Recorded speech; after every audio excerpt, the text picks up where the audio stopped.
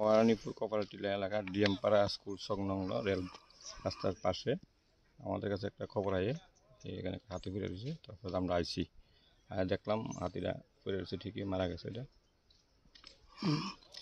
এটা কি বড় না ছোট না? এটা সম্ভবত মিডিয়াম, এটা দেখতে মিডিয়াম লাগে। কোন সময় হয়েছে ঘটনাটা? ঘটনাটা তো আমরাও কইতে পারি না, হয়তো সম্ভবত রাত্রে হয়েছে, কারণ আমরা সকালে খবর পাই আমরা আইছি দেখছি।